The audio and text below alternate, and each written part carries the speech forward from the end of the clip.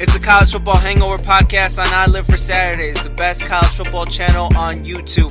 Follow us on Twitter at I Live for Saturdays, 4 as in the number 4. Like, comment, and subscribe. And this is what I heard when LJ Scott scored a touchdown in the Big Ten Championship. This could be the most dramatic story of the season. It's Torres to give Chelsea a place in the Champions League final. The headline has been written. And that was Gary Neville. Unbelievable! Semi-final. What was it, Omar? 2012? 2011, I believe. Yeah, Fernando Torres. He put one away. And that, I love that little... Fernando Torres put it away, by the way, against Barcelona, and they went out in the Champions League final and they won. But I love that little clip, Gary Neville orgasming. It's really weird, and it's a really weird thing to say, but I can hear that in my head when like great plays happen. But yeah, anyway, Champ Week is over. College football season is in the wraps. The bowl games are about to start. A great time of the year. Favorite time of the year for us over here. Oh yeah, it's one of my favorite times. The college football playoffs, the New York Six Bowls. Actually, you know what? I'm just gonna tell you the lineup of today. Today, what we're doing is actually a live reaction to the Heisman Trophy ceremony. All the awards already happened yesterday. This is a Saturday. I don't know when we'll put this up. But throughout, we're going to be talking just a little bit about what's going on in the Heisman ceremony, just a live reaction. Also, we're going to do a Creed review at the end on the movie Creed because, you know, we're very versatile.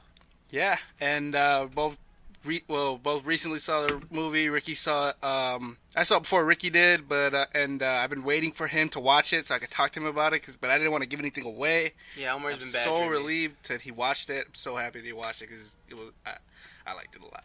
I love the movie, and we'll talk about it later. But right now, oh no, it's just a commercial. Never mind. And also, I guess we'll just start off to start this pod. We're talking about how much I love Champ Week. This is why I love Champ Week.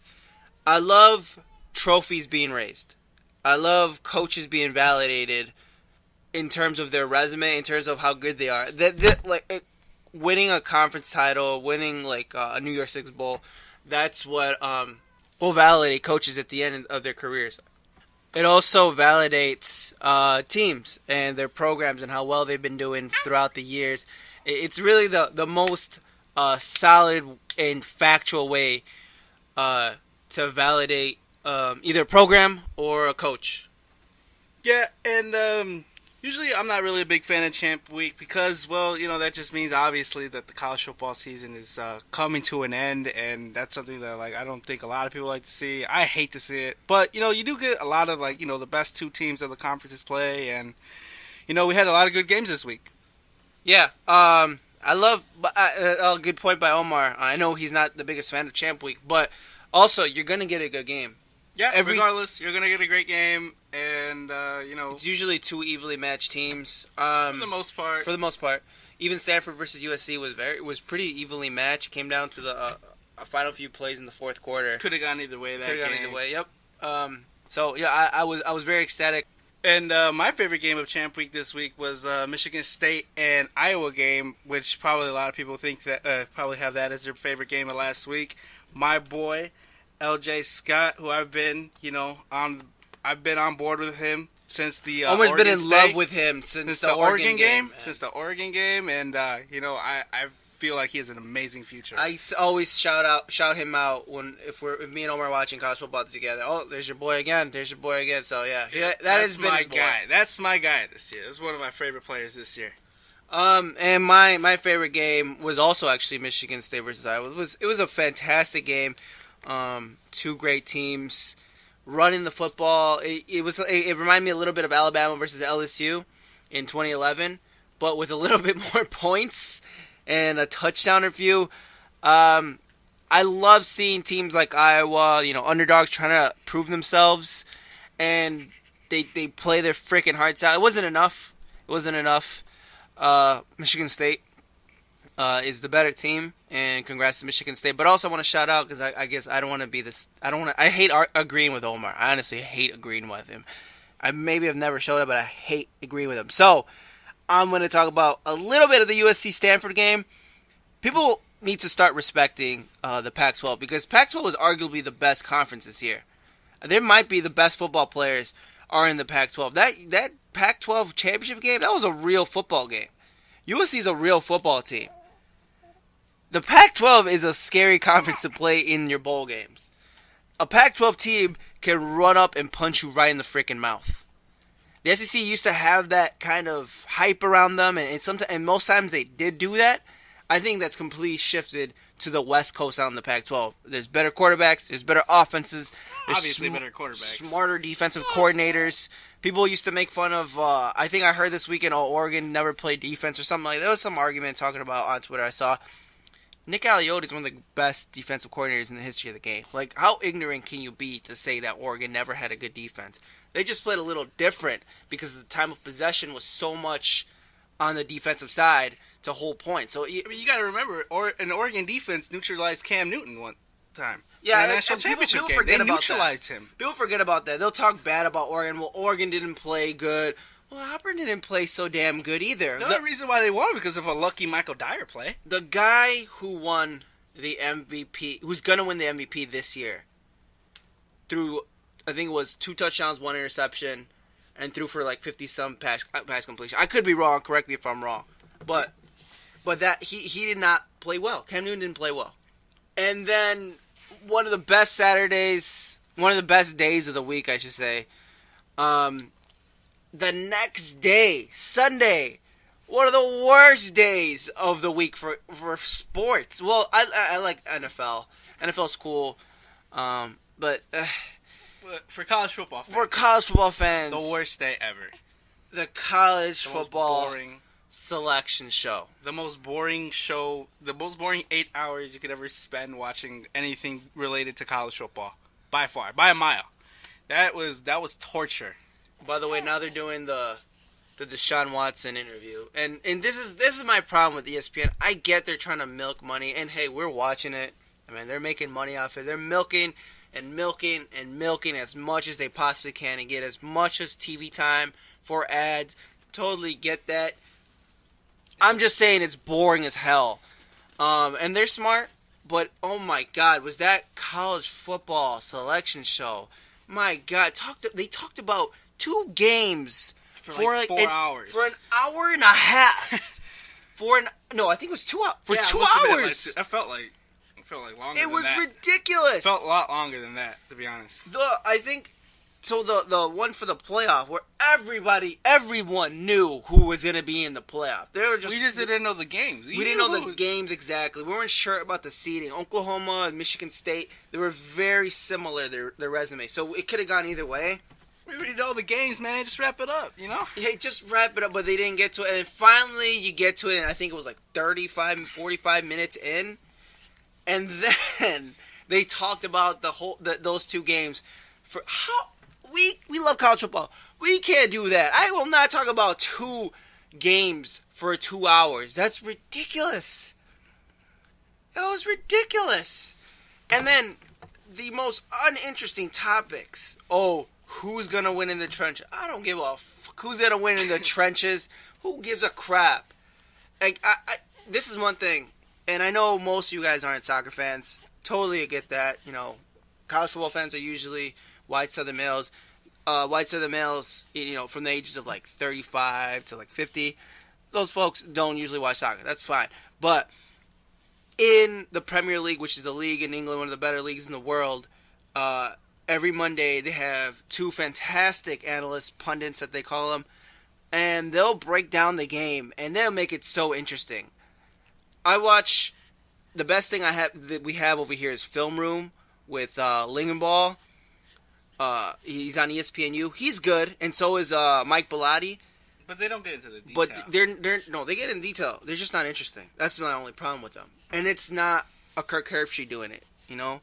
It's not Desmond Howard doing it. So it's a little upsetting that the biggest heads can't really break down a game and make it interesting on top of that. Because they make topics interesting usually. It's just usually, but it's just boring on talking about two games for 2 hours. Yeah, and then you spend another 6 hours then breaking down the New York Six Bowls, and then you spend like another 3 hours on all the other small bowls. Which I get, like the teams of those schools want to watch that because they want to know where they're gonna go.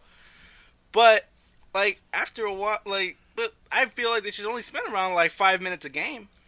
They should have spent 30 seconds for each game, for each bowl. Well, the New York Six Ball maybe The like New York- maybe like 5 minutes. New York Six Bowl, I could see 5 minutes. That's cool. The semifinals, also 5-ish minutes. But besides that, it was utterly ridiculous. It was a complete train wreck. It was disgusting to watch, and I was actually watching Polar Express and Disney's Christmas Carol, which weren't actually that bad. So I was just flipping back and forth. I was just yelling at the TV, okay, when are the damn New York Six Bowls coming out now? Or when are the bowl games? And Twitter helped me out, so I was able to just take that whole, just not watch that channel for a pretty long period of time, which was much better for my Sunday. Also, comment if you also hated the Sunday Selection Committee show, because that was a piece of crap. I don't even care about. I probably didn't even call it the right name, but it's a piece of crap, so I don't really care. And watching this Heisman, we're still watching this Heisman pre-show. I don't even know what they're talking about. They're talking about the Clemson quarterback. John David Crow. Well, they're just giving some Clemson history right now, I think. That's what they're doing. No, I think John David Crow played for South Carolina, I think. Yeah. But yeah, go ahead to your point, Omar. Go ahead. Oh, he passed away this year. Okay, that's what they're doing. Okay. Yeah. John David Crow was a Heisman winner. Okay, go ahead. Sorry. Back in the day. There's something that we were wondering about, like why is there only 3 people going to New York this year?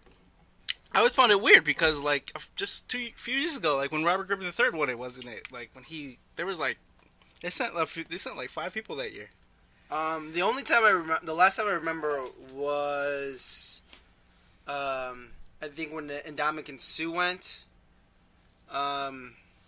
Who else went? Oh, I think it was Tim Tebow. I think it was Sam Bradford and Colt McCoy. Yeah, that was the list, and I think also I think Graham Harrell. Yeah, because Graham Harrell. Shout out to Graham Harrell. Mark Ingram won it that year, wasn't it? Yes. I want to say yes. Yeah, because that's the year. Because that's the year that Texas and Alabama played. Because Sam Bradford couldn't have been in. I think I got it mixed up. Yeah, Sam Bradford was not in there. My bad. Yeah, I don't know who it was exactly, but yeah, I think you're right. It was Mark Ingram and Toby Gerhart was there. For sure, the Stanford running back. I remember that because that was the 2 running backs. You keep talking. I'm gonna look it up. Yeah, it was Toby Gerhart, who was the Stanford running back at the time. Mark Ingram, who eventually won the Heisman.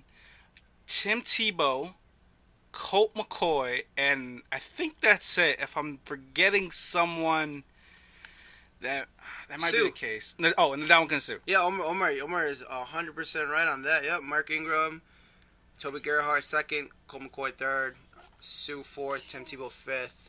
And I remember that year, Tim Tebow getting in there was really, it was pretty bad. His stats kind of dropped. His stats just really dropped, and I get he was really good. Still his senior year, but I didn't think they were Heisman worthy. But it's. He was a former Heisman, so I can see why they put him there. But he was never gonna win it. Oh, you know why I was mad? Because C.J. Spiller was 6th, and that kid had like 2,000 yards rushing and 2,000 yards, something ridiculous, and like 5 punt returns for touchdowns. It was unbelievable, and I think he had a passing touchdown too. Mm-hmm. But that Clemson team lost, I think, 4 games. I think that's what killed him. That's fine. No. They lost like 3 or something like that. And that's fine. But he was outstanding. Okay, Robert Griffin III lost 3 games. So. I think it was 4. Oh, we're getting sidetracked. But yeah, back to the thing. Why the hell is the NCAA cheap now? Is the Heisman committee cheap? Why? I don't understand why we can't say. I mean, it's not like Baker Mayfield. Is that a rule?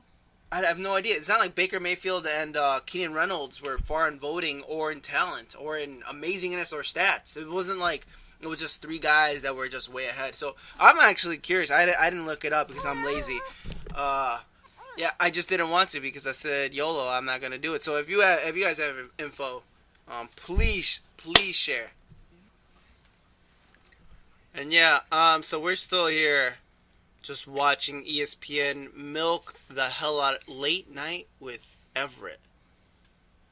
I mean, like, how hard can you milk something? Like, when ESPN are masters, by the way. Well, at this. I mean, when you're on 24 hours a day, I mean, I guess you have to come up with some things, you know. I get that, but you just watch, just play some college basketball. Well, you know what? I think this actually gets more ratings than college basketball. I think it's sad. Well, I think that's because there's a lot of college basketball games in one day. Billy Sims, what up? Marcus Mariota. Yeah, they're just showing a bunch of former Heisman winners. I think they're about to announce. They're hopefully they're like 5 minutes from announcing because they've introduced all the candidates. And I guess I'm gonna talk about. I guess we'll just go into the Heisman race. Thing about the Heisman, and this is something I was talking to Omar about before. Omar went on. He had to go bathroom break because this is taking too long. But I'll start it off. We were talking before about what a Heisman, like what a Heisman player usually is. And I usually said, and Omar's back now, and we always felt that a Heisman winner was either dangerous or really exciting, and you really wanted to see them play. Example, for me, Tim Tebow, or you hated him. Or Tim Tebow, I was so scared of him. Now, that's the word we found. Scared. We were scared. I was scared of Tim Tebow. Mm-hmm. If I liked the team, not necessarily a fan, but if I liked the team, I wanted the team to win, I was scared of Tim Tebow every single time. Cam Newton, you were excited to watch him play. Or you were scared of him. Sometimes I was scared, sometimes I was excited. You never knew what Robert Griffin III or Johnny Manziel was going to do. Yeah, Jameis Winston. Absolutely terrified. Quivered in my damn boots of him. Mark Ingram. Freaking hated Mark Ingram. I hate it because you tackle the bastard. And he falls 4 yards in front. What a dude, such an ass. He is like the definition of Heisman to me because I just hated him. Obviously now, I respect every single Heisman winner ever because, you know, like, you get over it. Earned for the most part. And you get over it. You get over all that stuff. Can't really remember a Heisman that didn't earn it. Yeah. And even last year, Marcus, also want to mention Marcus Mariota. So much fun to watch. Very exciting. This year's Heisman race, I don't understand why, and I totally get the stats, and I totally get the team award. I 100% get that. I don't understand why Derrick Henry, you like what I did? Yeah. Derrick Henry, little joke. Derrick Henry is like the clear favorite to win the Heisman. I don't understand it because I'm not afraid of Derrick Henry at all. What I'm afraid of is their offensive line making a hole 10 yards wide for him to just burst. And it's not like Derrick Henry isn't talented. Not like Derrick Henry is going to get drafted. Not like Derrick Henry. I'm not saying he's not going to have a nice career in the NFL. All I'm saying, I'm not scared. I'm not excited to watch him. I'm honestly bored to watch him. I totally get the yards. And yes, he breaks those 60-yard runs, but he's completely untouched on those like 60-yard, 20-yard runs, those 1-yard runs into the end zone. Yeah, I'm pretty sure if they were playing flag football, they couldn't catch him. And we were completely, well, at least I was completely on the Baker Mayfield bandwagon, but he didn't get called up. I didn't really see Baker Mayfield. He was so much fun. He is fantastic. I think I even tweeted he's the perfect quarterback for Oklahoma offense. But now I'm on the Christian McCaffrey bandwagon because he's tons of fun. I love the Wildcat with him when they just direct snap it to him. The only thing I have against him, he doesn't have many rushing touchdowns. I think he only has like 9, maybe like 10, which is like weird for a Heisman winner. But he has just so many total yards. He broke Barry Sanders' total yards record. But we have to mention that I think Barry Sanders played 11 games. and they didn't count his bowl games on top of that. So, but still, no one since then, and we've had 13, 12 game schedules for years, and no one has beaten it except for Christian McCaffrey. So he's amazing. I think he'll be, and he's a true sophomore. I think next year's draft, or in the 2017 draft, he'll be a third round, second round pick, and he'll be a slot receiver. And honestly, he reminds me of Tavon Austin. That's probably the best person you could possibly compare him to, Tavon Austin. Guy runs the Wildcat a lot. You don't want to, he could juke anybody out of his shoes. And he's got some speed. And he's got tons of speed. Yeah, he's got tons of speed. And shout out to Deshaun Watson, because the thing about, because I like Derrick Henry, but the argument of, well, it's a team award and all this stuff, but Deshaun Watson's team is undefeated, and he is everything to that offense. Yeah. So I don't understand, and his stats are solid. His stats are really good. They're not, out of this world. And he's a little dangerous. He's a little scary. When he has the ball, he does some magical thing. And he could run. Yeah. No, he does some magical thing. No, he's not the most fun quarterback to watch, but he has done absolutely incredible this year. He's got a really young Clemson roster. He lost some guys, man. That's talent to the NFL. Yeah, and he's got a nice roster. Obviously, Clemson recruits really well, but he has really carried that offense. And by the way, shout out to me and Omar. We said, I don't know how or why, but I think we said Clemson to win the ACC. Shout out to us. Yeah. Hell yeah. Shout out to Deshaun Watson for making us look like some geniuses, like some prophets. But yeah, we're still, I guess, I'm not sure what they're talking about now. I think they're talking about McCaffrey's dad. Yeah, they're talking about McCaffrey's dad. He played for the Broncos. Yeah, McCaffrey's fantastic. He's got the NFL genes in him, and I think his mom was what, Omar? He was a soccer player? Yeah, she was like some sort of soccer player, and I think like his like grandma or grandpa or something like that. Yeah, was like an Olympic. She was a college player too, right? Her mom. Yeah, and like I think like she was like one of his grandparents is like an Olympian or something like that, like an Olympic champion. Yeah, he just has incredible genes. Yeah, he's an extremely talented kid, extremely athletic kid. We're just like, if we like sound like we're not interested, we're just watching it a little bit. Like I don't even what's going on. I don't even know who these. Shout out to Mr. McCaffrey, because his wife is a babe. I'm sorry, Christian. I'm sorry, Christian. My bad. Man. You're a good-looking kid. Hey, you're a good-looking kid. Yeah, good for you. Damn. Shout out to Christian McCaffrey's mom. But 18 playoff. Like, I want to talk about that before the Heisman is awarded. 18 playoff. Omar, do you want an 18 playoff? I don't think we really need an 18 playoff. I honestly don't think I don't really think it's necessary. I feel like then things would be a lot. Then a 14 playoff is perfect. I can see why people want an 18 playoff, but really, I don't think it's the structure of the playoff that needs adjusting. I think it's the committee itself and who decides who goes. What are you mad about the committee though? Because I have no problems with them so far. What are you mad about them? I'm okay with the committee. I'm okay with the 14 playoff right now.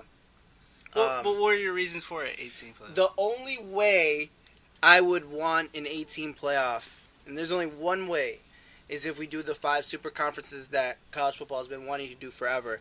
And the conference champion would get an automatic bid into the playoff, the 5. And then you pick 3 at-large bids from anywhere, any conferences, non-power 5, whatever. But you get those 5 conference champions in, and then you can do your 18 playoffs. Also, the other rule I would have is everyone has to play 9 conference games, and I doubt college football would ever do it, but they would reduce 1 game and make it 11 game schedule. Because when you go to 8 teams playoff, it gets a little ridiculous in terms of how many plays these kids play and how many games and how many hits these kids take. On top of that, school. So if you can reduce it and just have the same schedule that we have, like in terms of when it ends, when college football ends, I think it'd be perfect. I think it'd be really good, and I think it'd be tons of fun to watch. I like the 18 playoff. It's cool. So yeah, that's the only way I could see. I get if if it's just 12 games, whatever. But the main point is 5 super conferences of 16 teams, and then the 3 large bids. So Chris Fowler just shout out. I'm getting sidetracked, but he just shout out the McCaffrey family for being so amazingly great and good looking. Literally everyone in that family is good looking. I think I'm assuming a sister was there, very good looking. All of them have amazing athletic genes. Yeah, all of them. They just said. I know one kid's at Duke. He's a receiver, right? I don't know where the other kid is. Apparently, there's 4 boys. And the young kid, he just quarterbacked his team to a state title, I think in California. And then Chris. No, they live in Colorado. In Colorado, and Chris Fowler just pointed out that high school had won 6 out of the last 7 years state champions. Ridiculous, unbelievable. I don't know if he was part of those teams, but yeah, that's unbelievable, unbelievable family. Jesus, God, fuck the McCaffreys. God, you bastards, blessed with so much amazing wealth. Well, I wouldn't say wealthy, but probably very good money. All the kids are in college, are going to graduate, blessed with athletic genes and looks. And they don't have to pay for school. And they don't have to pay for school, man. What the... No, but seriously, good for y'all. Good for McCaffreys. So, yeah, we're just trying to milk it here now. We're pulling an ESPN. They're just not announcing it, and I guess we're just gonna start with our Creed review. Creed, Omar, thumbs up or thumbs down? 2 thumbs up, man. I thought that movie was great. I grew up watching the Rocky movies. I watched all of them like 15 times. I've even liked the bad one, the number 5 one. I've even liked that one, which nobody likes that one. So. So you can imagine, like, I loved Creed. I thought the story was great. The script was amazing. The story. It was just Rocky 1. It basically was Rocky 1, and I thought it was a very well told story. What did you think of it? What I wanted your opinion, because I've been wanting your opinion for a while. Fun fact. The only reason, and he's a fantastic. By the way, he's a fantastic boxer. The only reason why he started getting to boxing, was because of Rocky. And it's pretty funny. The O is just so influenced by like television and stuff. Clearly, college football. He also watched the Mighty Ducks series and started playing hockey. So, I was a kid back then. The O is very well rounded in sports. So I was gonna say he's a pretty ambitious kid. So fun fact, Rocky got him into boxing. Hilarious, but also without a doubt, if it wasn't for those movies, I would have never boxed in my life. Yeah, and good box too. So Creed, it's definitely the best movie I've seen in 2015. Right. And Pitch Perfect 2 is right behind Creed. My God. Yeah, I know. I love Pitch Perfect. Jesus. Pitch Perfect 2 is a fantastic movie, okay? No hating. Stop hating on Pitch Perfect 2. If you haven't seen it, go freaking get it on Redbox. It is incredible. Get it on Netflix. Download it illegally. I don't care. Netflix and chill it. Netflix and chill. I don't care what you do. Watch Pitch Perfect 2. It's a fantastic movie. I freaking love that movie. But Creed also might be the best movie I've seen since Wolf on Wall Street. Yeah, that's fair to say. I was actually thinking that. Yeah, thinking the same thing. I was trying to think how far was the best movie I've seen. And I was gonna say Friday Night Lights was my all-time favorite movie in 2004, but I was trying. And to be honest, it's got to be something else. But yeah, I figured out Wolf on Wall Street. But anyway, it's probably gonna be the best movie franchise that you could predict. You could already. What I mean by that is like. You could probably already predict how this movie franchise is going to go, but people are still going to watch it because they're going to be great movies. I was listening to Bill Simmons' report not that long ago with Michael B. Jordan, and he was surprised that there was going to be a sequel. Well, of course there's going to be a sequel. Yeah, of course there's going to be a sequel. They did a Rocky 6. Rocky 7, by the way, is going to be Adrian's revenge. Oh wait, hold up. Heisman ceremony coming up. Announcement. Stop. Sorry, we're just like staring at. If you can hear in the background, then we just turned up the volume. So. Your name will be followed by the words Heisman So- Trophy winner. Without further ado, the winner of this year's Heisman Trophy is Derrick Henry. Okay, so. Predictable. Well, I don't want to take anything away from Derrick Henry. Derrick Henry. Yeah, we're not here to rain on his parade or anything. Yeah, congratulations to Derrick Henry. Amazing athlete. Good player. And again, I know I talked about him in a negative way, but there's no doubt he's an amazing player. Amazing college football player. One of the better players in the history of Alabama. He obviously any kid that gets called up to New York deserves a Heisman, no matter what. I don't care if it's a bullshit or It's biased. It's biased. Every kid deserves to win the Heisman. Every kid that's called in New York absolutely deserves to win it. So congratulations to him. And now he's forever will be ingrained in college football. And I guess if he does, he's gonna continue doing commercials every time he shows up to places. So good for. He came from a very very rough background, right? Yeah, I believe so. He came from. I don't think he wasn't born in this country, right? That was his backstory. I don't know. I gotta look that up now. But I mean, unless he turns out to be Reggie Bush, but I doubt that's gonna happen with that guy. you know. But well deserved. Derrick Henry is an amazing athlete, an amazing physical specimen, and he absolutely deserves to be the Heisman Trophy winner. But I guess it leaves a bad taste in our mouths, That's fair to say. because of, I guess you could say it's because he's not the explosive player that I don't want to say that it's not a mirage. I don't want to say it's I guess it's a little bit like a mirage. He's definitely has tons of help from his offensive line. And he's gonna thank his offensive line. We put the volume down. No, he will. No. I think every running back should. Every running back has always done it. So good for him, and he should. The offensive line deserves a ton of credit. This is definitely a team award. Definitely. I'm actually gonna now turn up the volume. I want to listen a little bit. You guys won't listen to it, but we will. Maybe you will a little bit. You know what I'm saying? And being young and being so supportive and keeping me in sports, I just want to thank you so much, man, and always being there for me, man. And The waterworks are happening. he was always loud. It's very emotional, obviously. Damn. My grandmother, the woman who made me to It's always I love, so much. and this is a very general story of his life, but I love hearing about how like people got to their successes. Not necessarily, I was so this. I love hearing like, hey, I used to wake up at this time, and then I would do this, and I used to do this all the time, and I would shade extra. I love hearing all that stuff. So My brothers, I wish I would love to hear an interview of him and a bunch of other athletes, obviously, but I would like to hear how he got to win the Heisman Trophy they all accepted me. up to this day. And if any of you Alabama fans out there know his story by heart, you could drop it in the comments, obviously. As a leader, Yeah.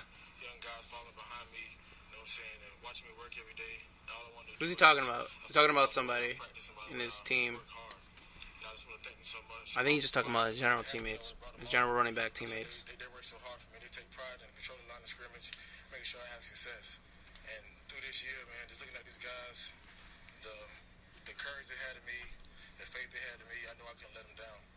To Coach Saban, the great ambassador, man, the man who believed in me by recruiting me, bringing me to the University of Alabama, see me. It's a little awkward. So he's thanking Nick Saban. And in the background is Steve Spurrier, which indirectly pretty much got him fired. Well, I know he resigned, but he lost his job indirectly through Nick Saban being like this perfect coach, and everyone wants him to be that. Every program in the SEC wants them to be Nick Saban, which is ridiculous. But yeah, Which is why my favorite team got an amazing coach. So thank you, Nick Saban. it was a little awkward. Steve Spurrier kind of touched his nose and stuff. I feel a little bad for Steve, legendary coach, one of the best to ever do it. Yeah, he was getting old.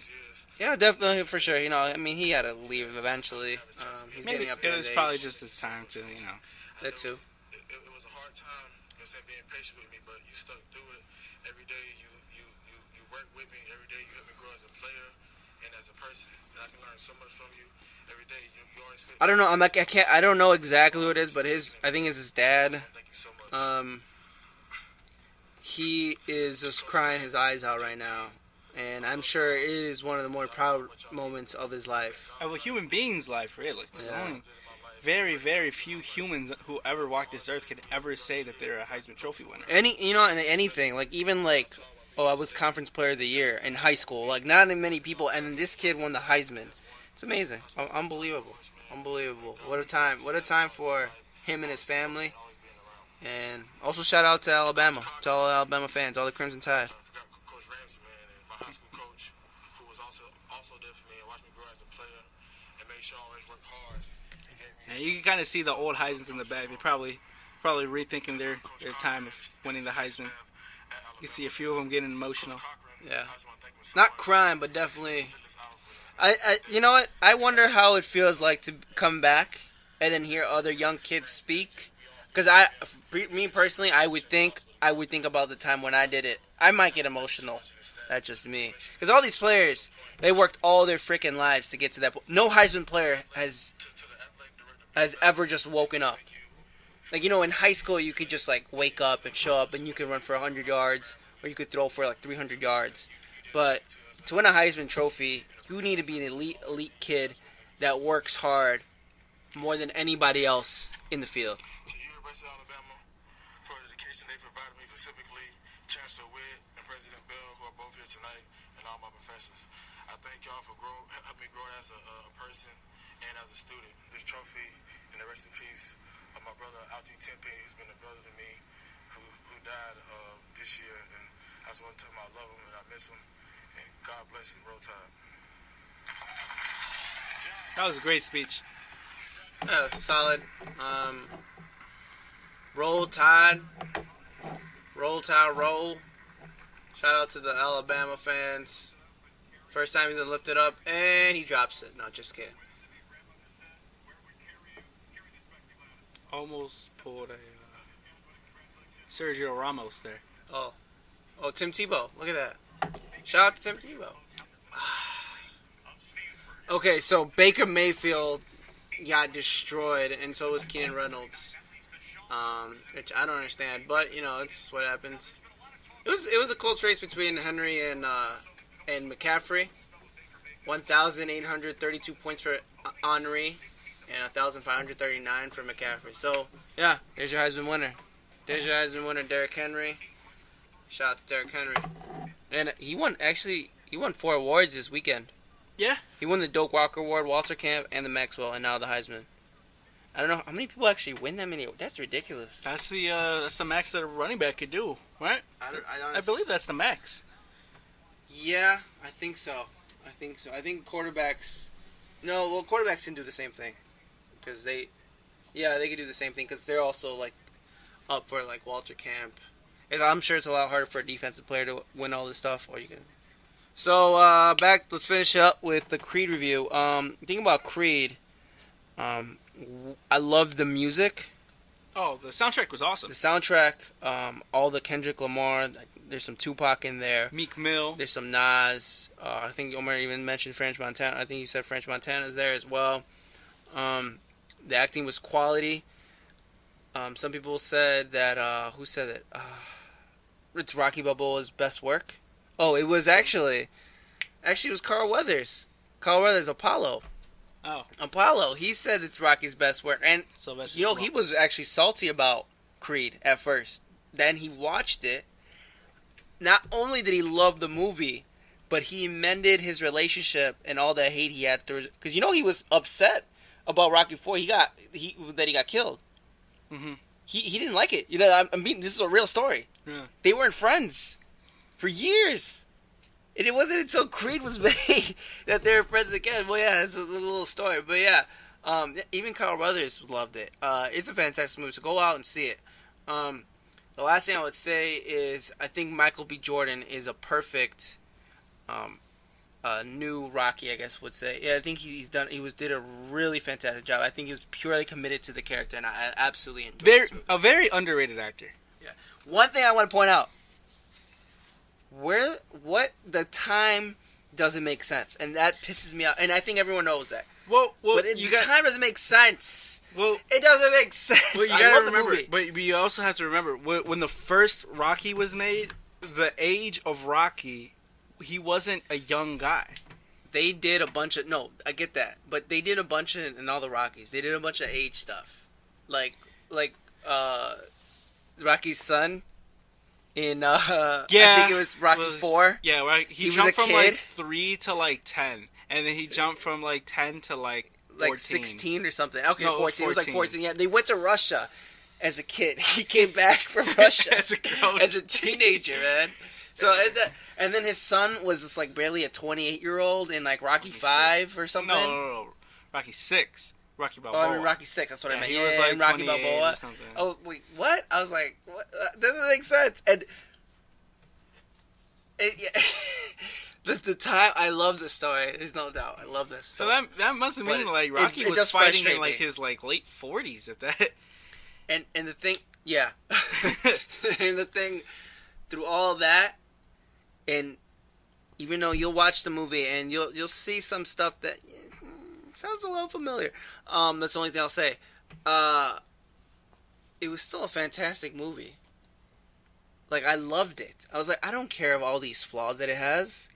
I freaking love this movie. This is I'm having so much fun. But yeah, I also give it 2 thumbs up. Yeah, and yeah.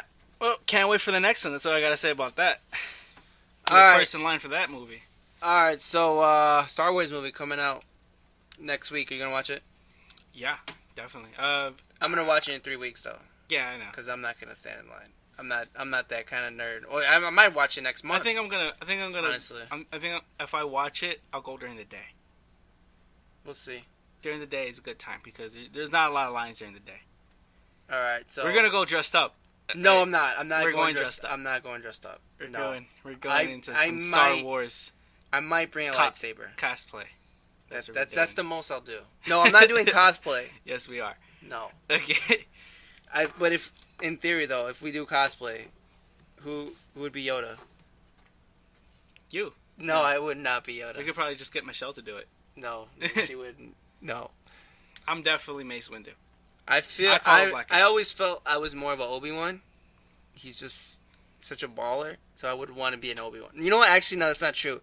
I would want to be Anakin. Skywalker. From the third movie. I'd like to be Qui-Gon Jinn. And you might hate me, but the third Qui-Gon Jinn is trash. The third movie is my favorite movie of all time. That's the best movie. I don't care what anyone says. I hate Liam Neeson's movies, but I liked him in the first Star Wars. You know what? I always forget that he was Qui-Gon. I hate Liam Neeson. I hate the Taken movies. They're me too, horrible. Honestly, but I hate those movies. He was amazing in actually the first Star Wars. I forgot how good he was. Mm-hmm. He was really good. Like, he was really good. Yeah. This is really the longest podcast we've done. It was live reaction to Heisman. Shout out to Derrick Henry once again. Congratulations. Well deserved. That's Omar. Sign off. Peace. Peace.